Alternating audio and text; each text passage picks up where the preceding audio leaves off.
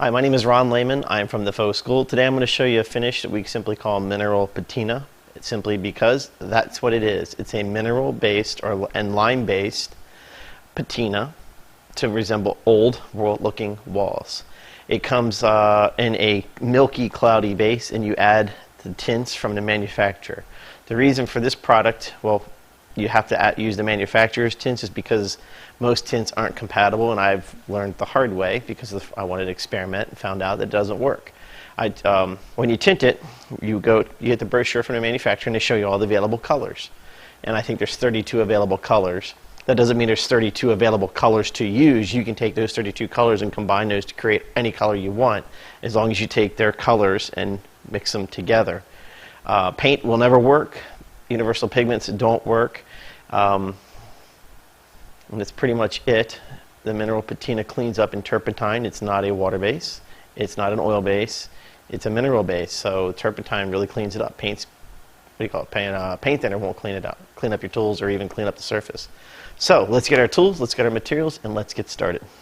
So the first thing I've done to get ready is to apply the base coat for the 3, 2, 1. So the first thing I've done is apply the base coat for the mineral patina, and in this case the base coat is a proprietary base coat. The two act together. It's kind of a chemical reaction. It's not kind of, it is a chemical reaction. If you try to put the mineral patina over top of any latex paint or oil-based paint, it doesn't react the same. So you want to use the hydro fondo, and it's hydro fondo. Fondo means base, so it's a water base coat. It's soap and water, comes in a white, and you can tint it to any color you want. It's interior, exterior. I never tint the base coat because I like to have the white base underneath of my color. That way I get that nice depth.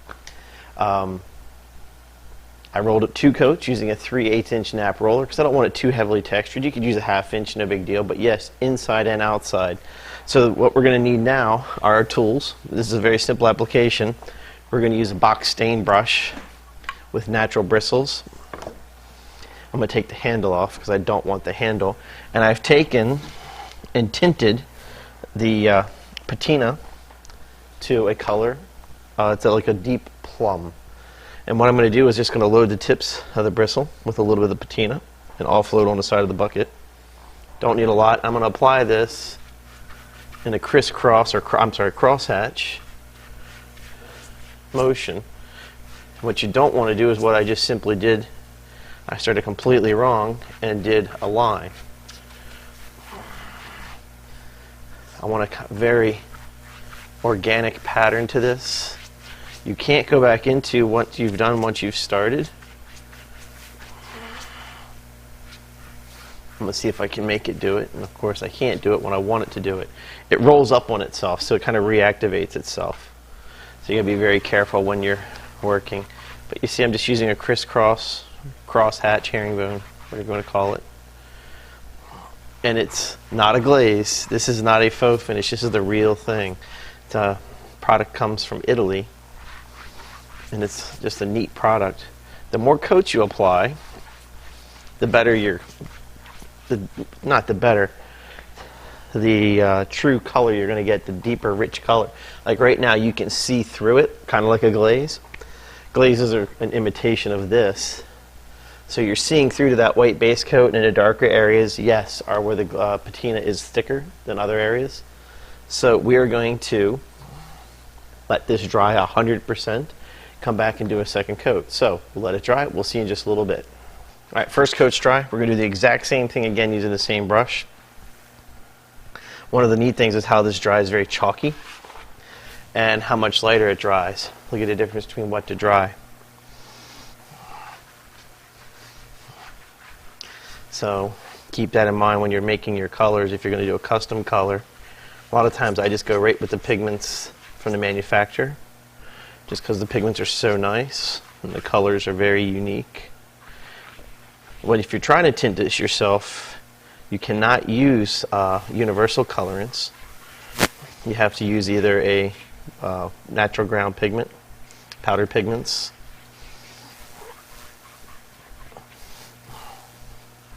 The synthetic stuff doesn't work. Paint won't tint it. Just kind of evening some of this out real quick.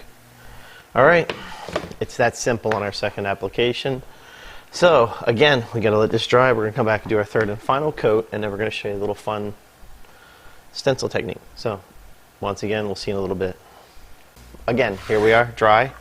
Third and final coat, taking the same brush, loading the mineral, put the patina on. And we're going to go ahead and just do this third coat. See how solid it gets it? But it's still, remember, it's going to dry lighter, so you're still going to see some interest. And that's the whole idea. Now, I kept saying this is a mineral patina, the top coat. Now, the base coat, the fondo, cleaned up with soap and water. The top coat, not so much. It's going to clean up with minerals, or I'm sorry, turpentine.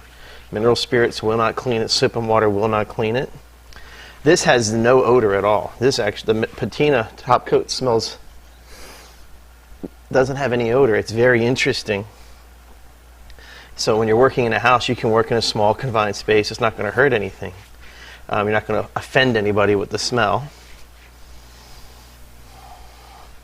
But when you clean up, you got to use turpentine. And this brush is only good for this product.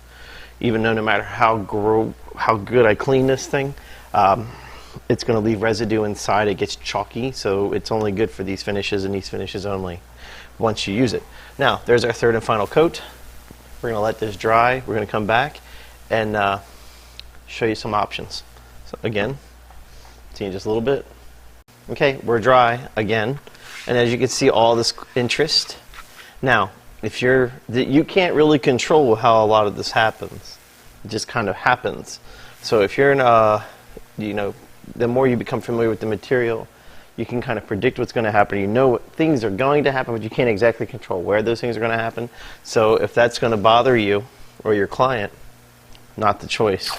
Go get wallpaper. This is a hand-applied finish. Now, to make this a little more interesting, I'm going to take a stencil, and I'm going to do a real simple drop shadow technique. I'm just placing my stencil on the surface. I would take a level, make sure she's nice and level. Stencil brush, and I'm going to use my mineral patina, my mineral tint. Don't need a lot. I'm just going to put a little bit on here and hold the stencil down. Just work my way across. This is the exact same pigment that I tinted the mineral patina with. So the color is true out of the can, but when you go ahead and put it into the patina solution, it's going to dilute it a little bit, so it's not going to be so true. And I'm using this because I like the look. This is not like a universal colorant. These pigments are really nice. They have a binder in them and will stick to the surface and won't wash off like universal colorants. And because it's basically a pure form of pigment in a paste, it's going to dry very chalky, and that's what I'm looking for, like that whole lime look. I want it to be very chalky looking. I don't want it to be shiny. I want it to be very old world looking, and this is about as old world as you can get. I hate to be putting my arm in front of you, but I have no choice right now. I've got to hold this down. Now, when we're still wet, but you can see it's drying very quickly, and what we're going to do is just lightly remove our tape, lift straight away. That's step one. We need this to dry 100% before we can go any farther. So we'll let it dry and come back in just a little bit. Okay, the first part of our stencil is dried, so now we're going to take our stencil. We're going to place it, kind of align it back to where it was. And I'm going to shift it up about 1/16 to 1/8 of an inch, depending on the intricacy of my stencil. And I'm going to slide it 1/16 to 1/8 of an inch, depending on the intricacy of my stencil. So it's going to go up and shift. And fasten my tape down. Now this time, I want to use white. I'm not going to clean my brush because I don't want to use pure white. It's going to take the excess off. And I'm going to use lime paint. And again, the reason for the lime is I want that chalky look. I want it to look like it's been around for a couple hundred years. So offload the excess on the side and simply come into it like so, and see how it's blending the two colors together as we go, because I still have the plum color in my brush. Always go directly into it when you're going to stencil. Don't come at it at an angle, because you can slip and slide and go underneath of your stencil, and you don't want that. You want pretty clean lines, even though that old world effect is what we're trying to achieve.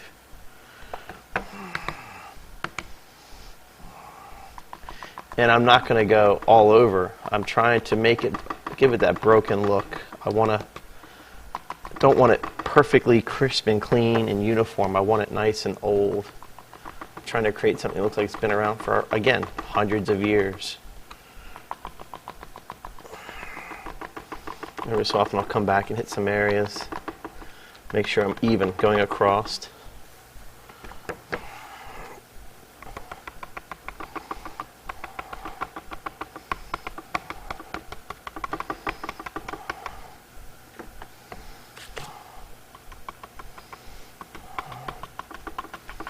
Now the lime, this is the lime paint. We haven't done, to this point with these videos, I haven't done much with lime paint at all. Lime is really my favorite product to work with. And as we play with more of those, you'll see why. But lime is very, it's dangerous. It's caustic in its wet form. So you gotta be real careful not to get it in your eyes. Don't let it sit on your skin too long, because it can burn. And it'll clean up with soap and water. Now this finish here can be applied into your exterior. If I haven't already said that, it can go inside or outside without a protective top coat. Just depends on the effect that you're going for. If you put a top coat on it, you want to stay within the manufacturer's recommended top coat, because it's a lime-based product, and not all top coats are the same. And I know a lot of people, and I used to be the same way, like, we can use this, it'll work. It probably will. However, if something goes wrong, say you use like a grout sealer or a waterproofing coating, and something goes wrong, you know what the manufacturer's going to tell you? You didn't do what we told you to do, you're on your own. So sometimes it's better to play by the rules, just in case something goes wrong. And know your materials. So making sure that we're pretty even across the surface, we look okay. Let's lift that stencil off. Boom. And you can see the little shadow underneath my stencil for that drop shadow technique. Now, again, we're going to let this dry, and I'm going to show you what happens when we burnish it and then wax the surface. So, we'll let it dry. See you in a little bit. All right, we're dry. Going to take the Venetian plaster trowel, the stainless steel Venetian trowel, clean, and what I'm going to do now is simply burnish the surface, just like we would a plaster. Lightly come across. It's not going to burnish up like a plaster and get real super shiny, but what it's going to do is catch those high spots and give it just some interest.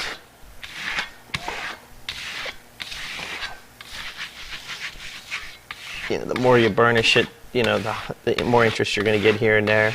See how it's darkening some of these areas up? It's actually getting smoother too. It's kind of cool because it's compressing it, so it's going to get smoother.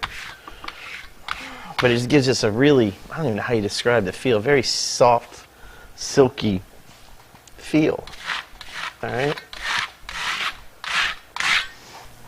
Let's see what that looks like. You should just see a soft, subtle shine. Nothing real bright.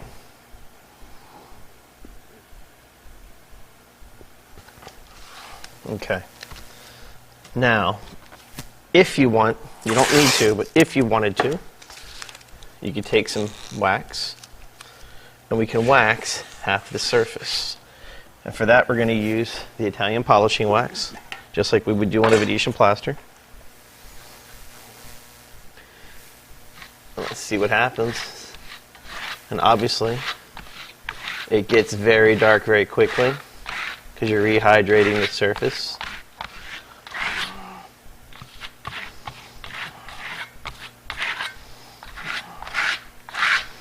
And again, with this wax, you could tint it to any color you want. Right now I'm just using clear right out of the can.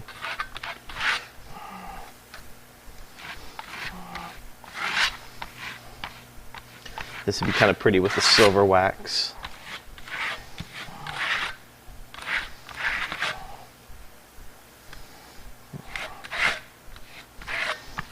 Again, now the wax is going to darken it. It's not. This is just not a temporary darkening.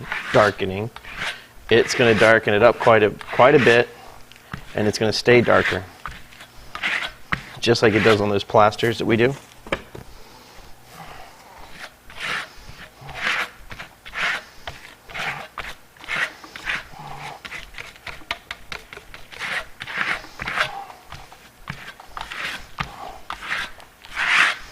Okay, there's that.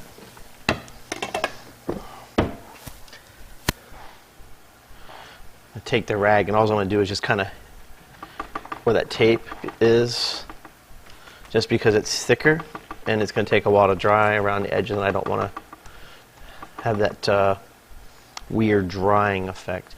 Now, for this, the wax has to be 100% dry before we can move forward. So, again, we got to let it dry.